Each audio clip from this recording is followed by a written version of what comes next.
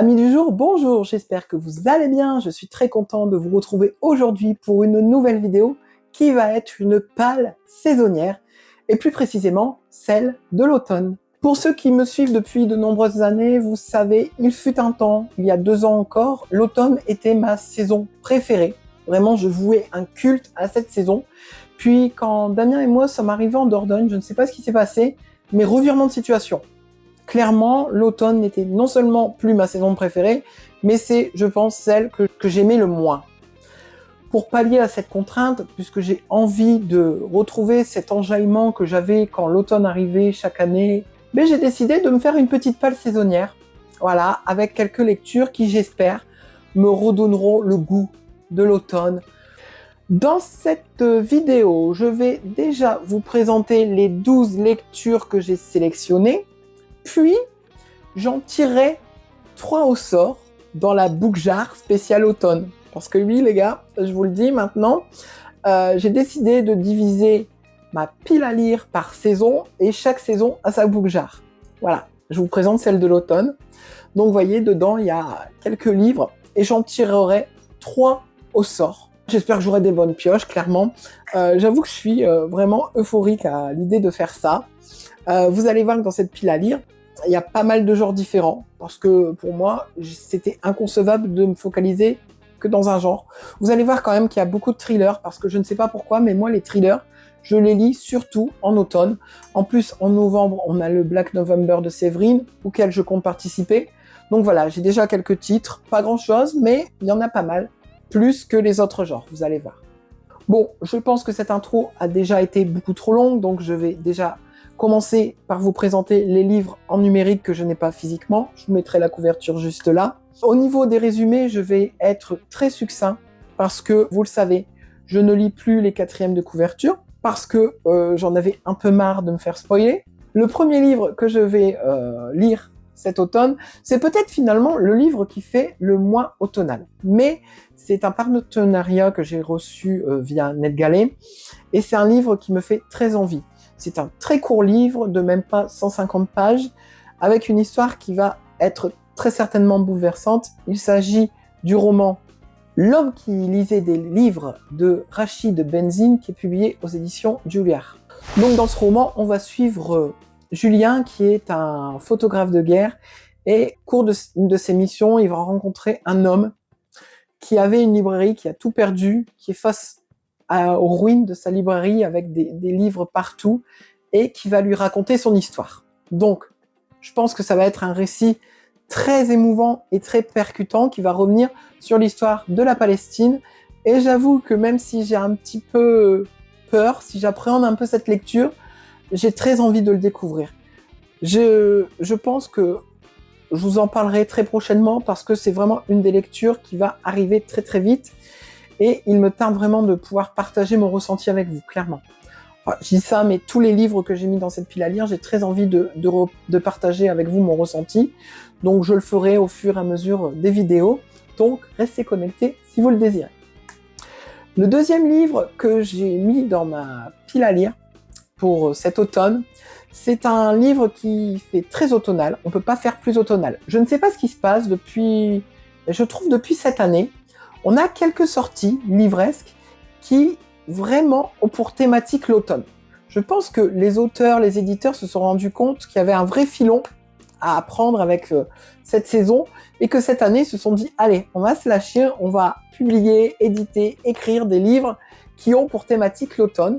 Et ce livre, il s'agit de Welcome to Fay Café de Jennifer Croft.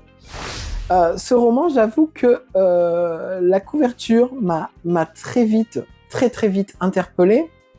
Et l'histoire aussi, puisque ça va être un genre de cozy fantasy, un nouveau genre qui émerge, que j'ai très hâte de découvrir. C'est une lecture que j'ai commencée, j'ai lu le premier chapitre hier soir. Pour l'instant, ça se présente bien. Et concernant l'histoire, il s'agit de Kate qui est toute tranquille dans un café en train de lire un de ses romans préférés. Et elle va voir en fait un homme qui agresse la serveuse de manière très impolie. Elle va s'interposer, une bagarre va éclater et elle va donner un mauvais coup et l'homme va mourir.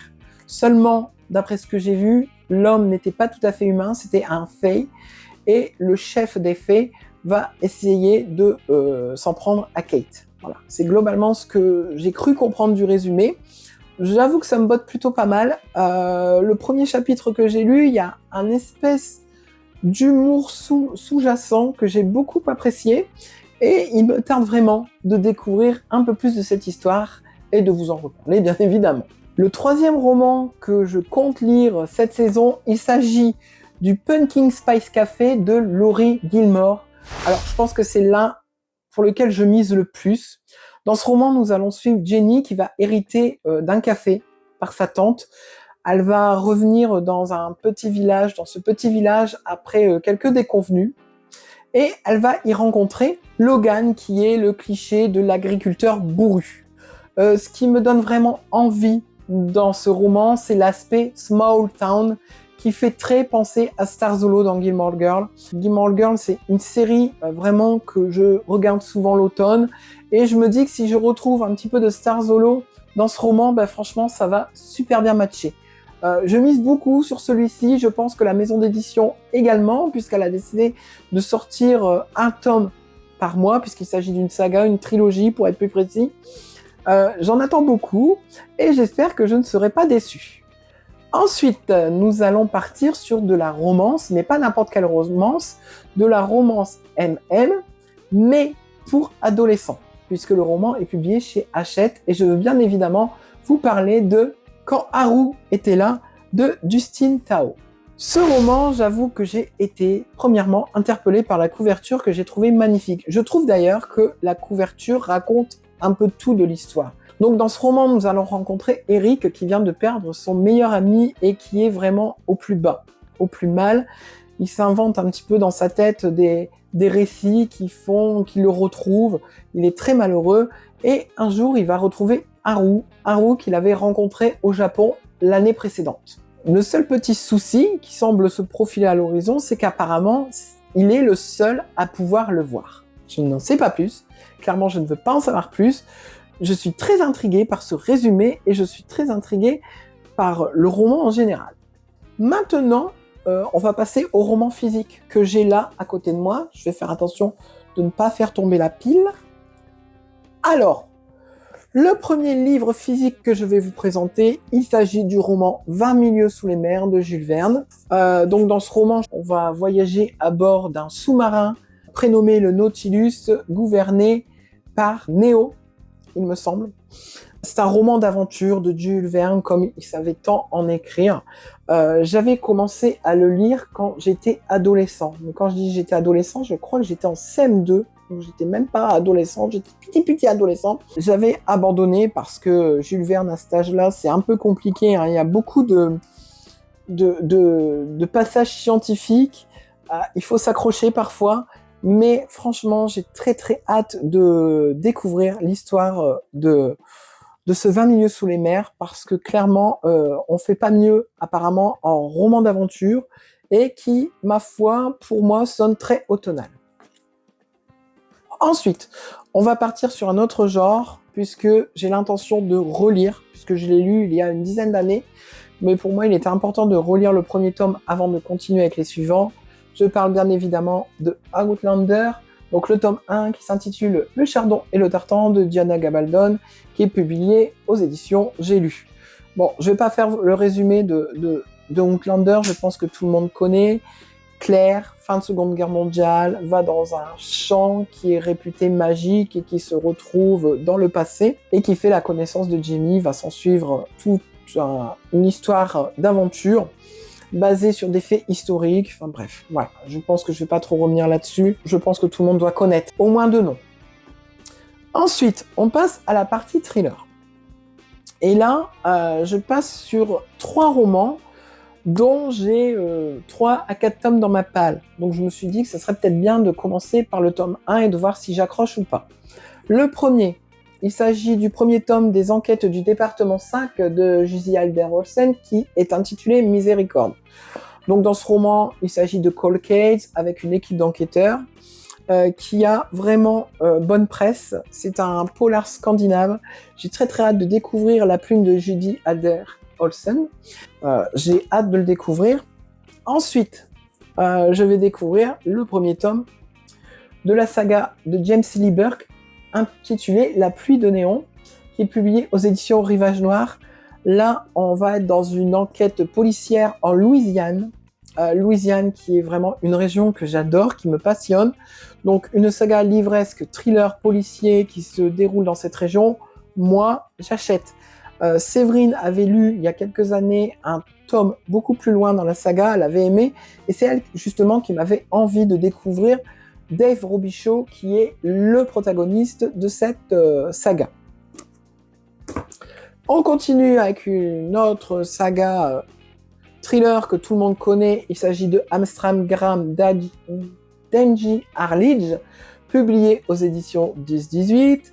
Là, on va suivre une inspectrice un peu particulière qui va enquêter sur une série de meurtres. Ellen Grace, c'est ça? Oui, Ellen Grace, qui est apparemment une inspectrice assez atypique et qui me donne très envie de la découvrir.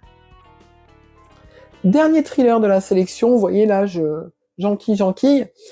Il s'agit d'un deuxième tome, j'ai lu le premier il y a de cela 2 mois et j'ai beaucoup aimé. Il s'agit de Carnet noir de Stephen King, publié aux éditions Le Livre de Poche. Alors ceux qui ont peur de commencer ou de lire du Stephen King parce qu'ils ont peur des romans d'horreur, vous pouvez vraiment aller vers cette saga qui est en 3 tomes. Le premier s'intitule Monsieur Mercedes, c'est vraiment du thriller pur et dur, aucun monstre, aucun aspect fantastique. Par contre, c'est du thriller costaud. Thriller, pas horreur, mais quand même avec des scènes un peu compliquées. Je tiens à vous le signaler pour les âmes sensibles. Alors, je sais que le tome 2 n'est pas très bien vu. J'ai vu des retours qui étaient un peu décevants. Par contre, le 3e rattrape le coup, apparemment. Donc, bon, moi, je laisse la chance au produit, hein, parce que parfois, beaucoup n'aiment pas, et moi, j'accroche totalement. Donc, je me dis, voilà. C'est pas parce que des personnes n'ont pas accroché à celui-ci que ça sera le cas pour moi. Ensuite, on part sur autre chose. Je vais vous présenter les 2 derniers romans officiels de cette palle d'automne, et après je ferai le petit tirage au sort dans la boucle-jar. Voilà. Le premier, ça va être, je pense, plus un document qu'une histoire. C'est Vers Compostelle de Antoine Bertranti, qui est un roman, je pense, un carnet de voyage sur les rencontres que l'auteur a pu faire lors de son pèlerinage sur le chemin de Compostelle. Je suis très curieux de le lire. Je l'avais trouvé en boîte à livres et ça m'avait attiré. J'aime beaucoup ces récits de voyage. Je m'étais dit, allez, pourquoi pas. J'avoue que je suis très curieux de le découvrir. Le dernier roman que j'ai choisi, il s'agit du Café des Petits Miracles de Nicolas Barrault. Alors, je ne sais pas du tout de quoi ça parle. J'avais commencé à lire ce livre il y a quelques mois et je l'avais vite reposé parce que j'avais lu la 2e phrase qui disait « Par ce clair après-midi d'automne ». Et je me suis dit « Allez, ça c'est un livre que je lirai en automne ». Je l'avais refermé, je l'avais reposé. Et je me souviens, ce jour-là, Damien était à côté de moi et il m'avait regardé assez suspicieux en me disant « Mais t'aimes pas ?» Il était surpris parce que j'avais lu que 2 phrases en fait et je lui avais répondu que si, oui et non, j'avais pas vraiment d'avis, c'est juste que j'avais vu que le roman se déroulait en automne et donc je le repose pour le lire en automne. Et là, il m'avait regardé avec un regard en coin en me disant « Mais t'es sérieux en fait ?» Bah oui, je suis un lecteur saisonnier, donc oui, je suis très sérieux. Bon, les amis, l'heure de vérité a enfin sonné. Il est l'heure de faire le tirage de 3 livres qui vont rejoindre cette palle d'automne. J'avoue que je suis assez impatient et j'ai un peu peur, pour être honnête avec vous. Dedans, il y a pas mal de lecture numérique, de lecture papier. Voilà, c'est vraiment ma palle, mais pas toute ma palle encore, parce que j'ai pas encore fini de la trier. Alors, moment de vérité. Le premier livre, ça sera le roman. Ça commence bien. Kallio de Damien Alcantara, qui est dans ma palle depuis 2019. Hop, je vais vous mettre le petit juste ici. Hop, vous voyez. Donc, je ne sais pas du tout de quoi ça parle, donc je vais aller voir sur les internets de quoi il en retourne. Donc, on va être dans un roman, on va dire, de vie / contemporain, puisqu'on va suivre Adrien, qui est un étudiant d'une vingtaine d'années, qui va décider de finir son année universitaire en partant à Helsinki, et il va s'installer dans une résidence universitaire. Là-bas, il va rencontrer Tuomas, qui est un jeune homme sociable, et il va se rendre compte qu'il a une attirance envers lui. Voilà, ça va être un roman d'acceptation de soi, de coming out, je pense. Si c'est bien traité, je pense que ça pourrait être une lecture très sympathique. Voilà, pour le premier roman. Alors, le deuxième. On y va, c'est parti. Moment de vérité. Alors, on est sur Ewa de Mathieu Biasotto, qui est un thriller qui est dans ma palle depuis 2019 également. Bah, décidément.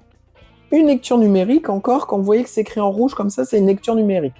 Quand c'est en bleu, c'est une lecture en papier. Donc, je tape sur l'ordinateur. On va essayer de voir un petit peu de quoi il en retourne. Ce livre, je vois la couverture, qui est assez bleutée, grise, avec une femme et les yeux bandés. Enfin, vous êtes déjà en train de la voir, bien évidemment. La magie du montage. Donc, on va suivre une jeune femme qui s'appelle Ewa, qui est particulière, puisqu'elle ne doit jamais se regarder dans un miroir. Je ne vais pas aller plus loin dans le résumé, c'est un thriller. C'est une saga, je vois qu'il y a 2 tomes. Le deuxième s'intitule « Persécuté ».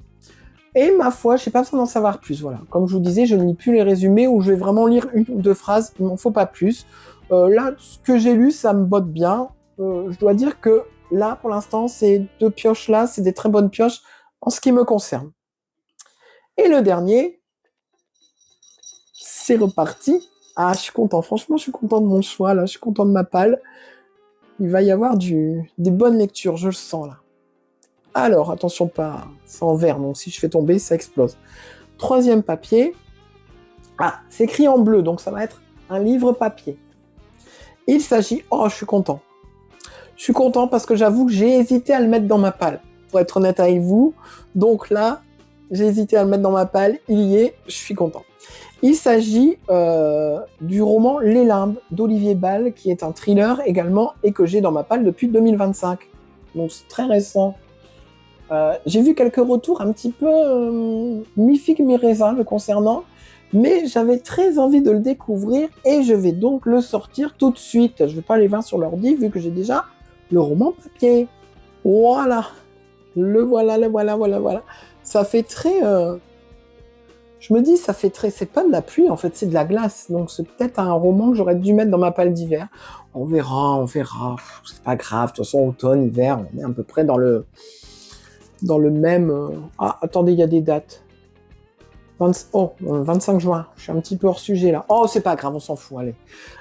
Vietnam, 1970, quand l'assaillant a tiré, James Hawkins a vu la mort en face. 1 mois de coma plus tard, c'est un vétéran qui redoute l'heure du sommeil. Car depuis sa blessure à la tête, toutes les nuits, James visite en songe les rêves des autres. Oh, ça c'est génial. On va parler de quelques faits historiques, puisqu'on va y parler de la guerre du Vietnam, et puis il va y avoir une petite part fantastique. Ma foi, moi, j'avoue que cela me botte plutôt pas mal. Donc voilà, je vous ai présenté ma liste des 15 livres que j'ai l'intention de lire cet automne. Comme vous voyez, il y a un petit peu de genres différents, ce qui me donne des lectures assez éclectiques. Et j'avoue que j'ai très hâte de la décaigner, cette pile à lire. Je sais pas pourquoi, mais je suis hyper motivée cette année.